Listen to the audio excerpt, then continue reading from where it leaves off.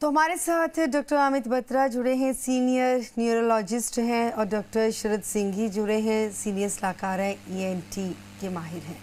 तो हमारे दोनों ही मेहमानों का बहुत बहुत स्वागत है हमारे इस खास शो में शामिल होने के। डॉक्टर अमित बत्रा, आपका भी बहुत बहुत स्वागत है, और डॉक्टर शरद सिंघी, आपका भी बहुत बहुत स्वागत है। इससे पहले कि दर्द के बारे में, दर्द से राहत पाने के लिए तमाम जो मन माफिक उपाय किए जाते हैं, टैबलेट्स ले ली जाती हैं, इंजेक्शन ले लेते हैं लोग उससे बचने के लिए, लेकिन कैसे फिर घातक साबित हो सकते हैं, इस विषय पर बातचीत करेंगे। लेकिन उससे पहले दर्शकों के लिए एक खास जानकारी है। 2 नंबर होंगे आपकी टीवी स्क्रीन पर जो फ्लैश हो जाएंगे, और इन दोनों ही नंबरों में से आप किसी भी नंबर पर संपर्क कर पाएंगे। और हमारे जो मेहमान हैं, एक्सपर्ट हमारे साथ जुड़े हुए हैं, इनसे सीधा राब्ता आप कायम कर सकेंगे। थोड़ी देर में टीवी स्क्रीन पर वो नंबर भी फ्लैश हो जाएंगे। तब तक चर्चा को आगे बढ़ाते हैं। तो सबसे पहले डॉक्टर अमित बत्रा, आप बताएं कि सर में दर्द होता है तो पेन किलर ले लो, दांत में दर्द हुआ पेन किलर ले लो, जोड़ों में दर्द हुआ पेन किलर ले लो, यानी कि शरीर के किसी भी हिस्से में अगर दर्द हो तो पेन किलर ले लिया जाता है कि तुरंत आधे पौने घंटे में राहत मिल जाती है। लेकिन कितना जानलेवा, कितना घातक साबित हो सकता है ये पेन किलर लेना? नमस्कार। देखिए, आपने बहुत इम्पॉर्टेंट टॉपिक रेज किया है। पेन किलर्स जो हम इनको एक OTC प्रोडक्ट्स बोलते हैं, ओवर द काउंटर प्रोडक्ट्स। इसका मतलब ये है कि इसके लिए प्रिस्क्रिप्शन की रिक्वायरमेंट नहीं है और आप कहीं से भी किसी केमिस्ट शॉप पे जाके प्रोडक्ट्स खरीद सकते हैं। ये गवर्नमेंट ने इसलिए लीगलाइज किया है ताकि अगर आपको इमरजेंसी यूज़ के लिए दवाइयाँ चाहिए तो आप जाके रात बेरात किसी हॉस्पिटल में नहीं जा सकते हैं, तो आप इमीडिएट उन दवाइयों को बिना किसी मेडिकल प्रिस्क्रिप्शन के खरीद सकते हैं।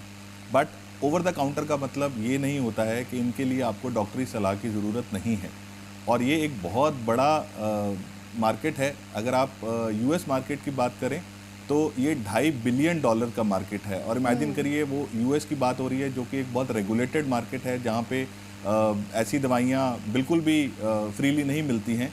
और इंडिया जैसे देश में तो आपको मालूम ही है कि पेन किलर्स छोड़ के आप कोई भी दवाई, चाहे वो स्ट्रॉन्ग एंटीबायोटिक्स हो, कुछ भी हो, वो आप केमिस्ट शॉप पे जाके आराम से खरीद सकते हैं और ले सकते हैं। जहाँ तक पेन किलर्स सिरदर्द के लिए आप बात करें, वो एक टेम्पररी रिलीफ के लिए बहुत ज़रूरी है। जब हमें सिरदर्द का अटैक होगा तो डेफिनेटली पेन किलर ही हमारे काम आएंगे। बट सबसे बड़ी बात यह है कि हम कितने पेन किलर ले रहे हैं, किस क्वांटिटी में ले रहे हैं, और हम 1 महीने के अंदर उनकी कितनी यूज़ करते हैं, वो बहुत इंपॉर्टेंट रहेगा। बिकॉज जैसे ये पेन किलर्स की मात्रा, इनका नंबर, इनका कॉम्बिनेशन बढ़ता है, हमारे शरीर के लिए बहुत ज़्यादा खतरा बढ़ जाता है। अगर हमें माइग्रेन है, हमें सिरदर्द की तकलीफ है, तो पेन किलर्स लेना उसका इलाज नहीं है, वो एक टेम्पररी रिलीफ रहेगा। हमें सबसे इम्पॉर्टेंट रहेगा कि हमें पेन किलर्स की रिक्वायरमेंट कम हो, उसके लिए रेगुलर मेडिकेशंस की ज़रूरत है। पेन किलर्स अगर हम शुरू करें, ब्रेन से लेके शरीर के हर हिस्से तक नुकसान कर सकते हैं। अगर हम most common used pain killers की बात करें तो उनमें paracetamol, diclofenac, naproxen, aspirin, Brufen, ये 5 दवाइयाँ बहुत कॉमनली यूज़ की जाती हैं, और इनका ऑलमोस्ट हर ऑर्गन सिस्टम पे बहुत ही नेगेटिव इम्पैक्ट हो सकता है, क्योंकि कभी कभी जानलेवा भी हो सकता है। बिल्कुल बिल्कुल। और डॉक्टर शरद, आप बताएं, क्योंकि सिंड्रोम जैसी कभी स्थिति हो जाती है, या फिर कई बार ऐसा होता है कि हैवी डोज ले लिया जाता है अपने दर्द को दूर करने के लिए, तो ऐसे में हैवी डोज लेना और ज़्यादा क्वांटिटी में डोज लेना कितना घातक साबित हो सकता है? क्योंकि अमूमन सुनने को आता है कि हैवी डोज से किडनी तक इफेक्ट हो जाती है। जी, जैसा कि डॉक्टर अमित बत्रा ने बोला कि ये मेरे ख्याल से सबसे ज़्यादा कंज्यूम होने वाली दवाइयाँ हैं पेन किलर्स, मेरे हिसाब से। एंटीबायोटिक्स और पेन किलर सबसे ज़्यादा कंज्यूम होने वाली दवाई है। और देखिए, अगर हम मोटा मोटी कहें तो पेन किलर्स के ब्रॉड 2 कैटेगरीज होते हैं। एक तो non steroidal anti inflammatory drugs, जिसके एग्जांपल डॉक्टर बत्रा ने दिए कि ये पैरासीटामोल हो गया, एस्पिरिन हो गया, नेप्रोक्सन हो गया, इस टाइप की दवाइयाँ।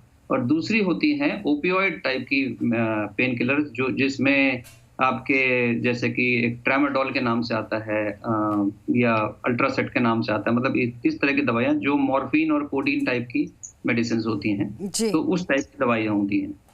तो जानलेवा तो खैर हो सकती है, अगर जैसे कि हमने बहुत ज़्यादा कंज्यूम कर लिया है, बहुत लगातार कंज्यूम किया, तो इवन जानलेवा का मतलब ये है कि इवन जैसे पेट में अल्सर होके और ब्लीडिंग हो गई अगर वहां से, तो वो पूरा इतनी ब्लीडिंग होती है कि उसको जब तक रोकें या जब तक हॉस्पिटल में पहुंचे इतना ब्लीडिंग हो जाती है, तो इससे डेथ हो सकता है। एक पहली बात। दूसरा, किडनी पे इफेक्ट पड़ता है तो एक्यूट रीनल फेलियर, मतलब बिल्कुल किडनी फेल हो सकती है। उसमें इवन आपको डायलिसिस की जरूरत पड़ती है और किडनी बिल्कुल फेल हो सकती है। ज्यादा ओपियोइड्स, जैसे ओपियोइड टाइप की मेडिसिन लें, जो कि इवन इसको ड्रग माना जाता है। ड्रग मतलब जैसे ड्रग कंट्रोलर के अंदर में आता है ये मॉर्फिन और इस टाइप की, जिससे इवन ड्रग एडिक्शन होता है जी। तो एडिक्शन तो बहुत ज्यादा लेने पर होता है, पर इससे इवन ब्रीदिंग में पूरा इफेक्ट पड़ सकता है, या पर मरीज इतना ज्यादा सेडेटेड हो जाता है, नींद इतनी ज्यादा आती है, डिजीनेस हो जाता है कि वो जैसे कि गाड़ी चला रहा है तो गाड़ी चलाते चलाते वो इतनी मतलब नशे में आ जाएगा कि वो ऐसे फाइन काम कर रहा है, तो उसमें एक्सीडेंट भी हो सकता है, रोड साइड एक्सीडेंट्स हो सकता है लेते लेते। मतलब ये कुछ है, और ऐसे तो पूरी लिस्ट है बहुत लंबी, लेकिन इस तरह से जानलेवा बन सकती है ये। बिल्कुल, पेन किलर जो है नाम में ही किलर है, वो किलर है अपने आप में अगर ज़रूरत से ज़्यादा मात्रा में लिया जाए। और अब इसके अलावा क्योंकि जो पुराना वक्त जब था तब पेन किलर्स नहीं होते थे, घरेलू नुस्खे होते थे, चाहे सर दर्द है या खांसी ज़ुकाम है या ऐसे शरीर में किसी भी तरह का कोई दर्द है तो या आयुर्वेदा की तरफ आपको लगता है कि रुख करना चाहिए, ऐसे में पेन किलर जो हैवी डोज है ना लेनी चाहिए? देखिए, एक्चुअली मैं तो एलोपैथ डॉक्टर हूँ, तो मैं इसके बारे में तो ज़्यादा नहीं कह पाऊंगा, लेकिन हाँ नेचुरोपैथ की तरफ बिल्कुल रुख करना चाहिए। आयुर्वेदिक तो मैं नहीं कहूँगा। नेचुरोपैथ देखिए, हमें पहले प्रिवेंशन देखो कि जो प्रिवेंटिव जो चीज़ें हैं वो कोई भी किसी फील्ड में नहीं आती कि एलोपैथ, होम्योपैथ या आयुर्वेद। तो प्रिवेंटिव में है कि देखिए एडिक्वेट हमें स्लीप लेना चाहिए, क्योंकि कई बार हेडेक सिर्फ स्ट्रेस की वजह से होता है, गलत पोस्चर की वजह से होता है, जो कि मैं बहुत कॉमनली पेशेंट्स देखता हूँ अपने क्लिनिक में। तो ठीक से नींद लेना, रात को 6 घंटे 7 घंटे की जितनी आपको जरूरत है। स्क्रीन थोड़ा सा टाइम कम करना। अगर आपको आंखों की कोई प्रॉब्लम है, आंख में पावर है, तो उसको चेक करवाना डॉक्टर से। कोई भी दिक्कत है तो डॉक्टर से चेक करवाना। दांतों में प्रॉब्लम है तो चेक करवाना। और अगर कोई आपको मतलब कोई भी ऐसी है तो और एक्सरसाइज का एक रूटीन बनाना। ये बेसिक चीजें हैं। ऑक्सीजन लेवल ठीक मेंटेन करके रखना। बिल्कुल बेसिक चीजें हैं जो मेंटल स्ट्रेस को भी दूर करती है। योगा भी उनमें से एक है कि मेडिटेशन करना जरूरी होता है। पोस्चर इसमें बहुत बड़ा रोल है पोस्चर का। आजकल क्या है कि मोबाइल और ये बहुत यूज होने लगा है, तो लोग हमेशा झुकी रहती है, बैक झुका रहता है। इसकी वजह से बैक एक जो है और ये गर्दन में पेन होने की वजह से हेडेक बहुत कॉमन हो गया है। तो इसको ध्यान रखना है, कुछ एक्सरसाइजेस करते रहना है, कुछ बैकवर्ड स्ट्रेचेस में जैसे एडवाइस करता हूँ पेशेंट्स को, तो ये बहुत इम्पोर्टेंट। जी डॉक्टर अमित बत्रा, आप हमें बताइए कि बॉडी में किसी भी तरह का अगर पेन हो, आपने जैसे कि बोला कि इनिशियल स्टेज पर तो दवा लेनी ज़रूरी हो जाती है, क्योंकि दर्द इतना ज़्यादा होता है, कई बार बर्दाश्त नहीं होता है, तो इंसान के बस की बात नहीं होती, वो फिर एक टैबलेट ले ही लेता है। लेकिन वो चीज़ हो ही ना, ऐसा क्या हमारा जो बिज़ी शेड्यूल रहता है या हमारी लाइफ ऐसी है कि हम खुद का ध्यान नहीं रख पाते हैं, तो किन किन चीज़ों का ख्याल रखा जाना बहुत ज़्यादा ज़रूरी होता है डेली रूटीन में? देखिए, जैसा डॉक्टर सिंघी ने बताया कि सबसे इम्पॉर्टेंट है प्रिवेंशन।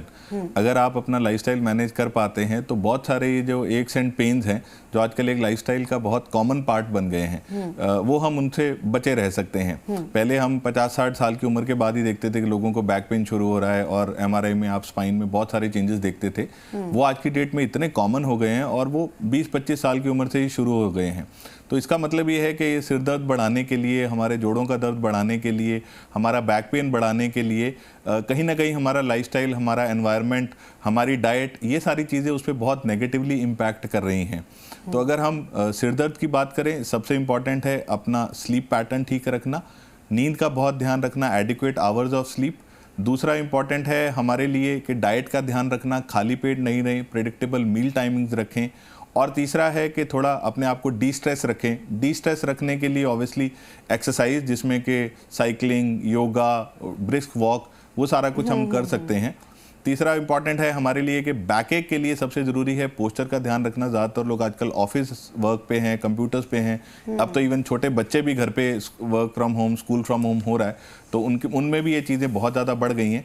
तो बैक के लिए अपना पोजीशन का ध्यान रखना, बहुत लंबे देर के लिए कंप्यूटर पे नहीं बैठे रहना, और जब तक हो सके स्क्रीन टाइम से दूर रखना, ये बहुत ज़रूरी है। तीसरी एक और इम्पॉर्टेंट चीज़ जो हम लोग बहुत मिस करते हैं वो है जोड़ों के दर्द के लिए हमारा जो विटामिन डी और कैल्शियम की डेफिशिएंसी है, क्योंकि हम सब लोग अंदर ही रहते हैं, धूप में और सन का एक्सपोजर बहुत कम हो गया है, और विटामिन डी का सबसे बड़ा और अच्छा सोर्स हमारे लिए नेचुरल सनलाइट है। तो वीकेंड्स पे या जब भी हमें समय मिले तो थोड़ी देर के लिए बाहर जाके धूप में अपने आप को एक्सपोज करना, उससे हमारे विटामिन डी लेवल्स भी बेटर होंगे और हमारे जोड़ों और शरीर का दर्द जो है, अगर हम इन सब चीज़ों का ध्यान देंगे तो हमारी ओवरऑल जो फटीग लेवल्स हैं, जो हमारे एक्टिविटी लेवल्स हैं, वो डेफिनेटली बेटर होंगे। दर्द कम रहेगा तो हमें पेन किलर्स की रिक्वायरमेंट नहीं होगी, और पेन किलर्स कम रहेंगे तो जो इनका किलिंग इफेक्ट है हमारी बॉडी के ऊपर, हम उससे दूर रह सकेंगे। बहुत सारे लोग डॉक्टर साहब आपके पास भी होते होंगे डॉक्टर बत्रा के, बहुत सारे लोगों की शिकायत रहती होगी कि बॉडी के किसी भी पार्ट में अगर दर्द होता है तो वो दवा ले लेते हैं, कई बार डॉक्टर की सलाह के बिना ले लेते हैं, उनको क्या सजेस्ट करना चाहेंगे? देखिए, पेन किलर्स एक्यूट पेन में जब आप बहुत ज़्यादा डिस्ट्रेस में हैं, जब आप बहुत ज़्यादा पेन में हैं, तो पेन किलर्स डेफिनेटली हमें उसी समय चाहिए, बिकॉज उसके बिना हमारा आगे बढ़ पाना या उस पेन से निकल पाना आयुर्वेद या नेचुरोपैथ उन चीज़ों से नहीं हो पाएगा। बट सबसे ज़रूरी चीज़ है कि जैसा मैंने बताया कि आप उस टाइम पे पेन किलर लेके अपने पेन को रिलीफ कीजिए, उसको कम कीजिए, और जैसे ही पॉसिबल हो अपने डॉक्टर को ज़रूर दिखाइए, क्योंकि अगर वो पेन बार बार वापस आ रहा है तो कुछ ऐसा करेक्टेबल कारण हो सकता है। जैसे मैंने बताया कि अगर किसी को माइग्रेन है और जब तक आप अपने डॉक्टर के पास, न्यूरोलॉजिस्ट के पास जाके उसके लिए प्रिवेंटिव मेडिकेशन स्टार्ट नहीं करेंगे, वो पेन बार बार वापस आता रहेगा, और अगर वो पेन बार बार वापस आता रहेगा तो आपके एनाल्जेसिक्स की रिक्वायरमेंट भी बहुत ज़्यादा रहेगी। दूसरा हो सकता है कि आपके डॉक्टर आपको प्रॉपर दर्द की दवाइयाँ एडवाइस कर सकें, जो कि किडनी, ब्रेन, आपका पेट, लिवर, इन सब के लिए भी सेफ हैं, उनके ऊपर नुकसान नहीं करती हैं। तो बिना डॉक्टरी सलाह के ये दवाइयाँ लेना बिल्कुल खतरनाक है, जानलेवा भी हो सकता है। बहुत बार पेशेंट मल्टी ऑर्गन फेलियर में लैंड अप करते हैं कि किडनी, लिवर, पेट से ब्लीडिंग हो रही है, ब्रेन में ब्लीडिंग हो गई, और जब आप उसकी तह तक पहुंचते हैं तो पता चलता है कि पेशेंट सालों से अपने जोड़ों के दर्द के लिए पेन किलर्स ले रहे थे, जो कि विदाउट प्रिस्क्रिप्शन थे और विदाउट डॉक्टर की सलाह लिए जा रहे थे। जी जी, ठीक है, चेक कर लेते हैं कोई कॉलर हमारे साथ जुड़ा है तो। नमस्कार जी।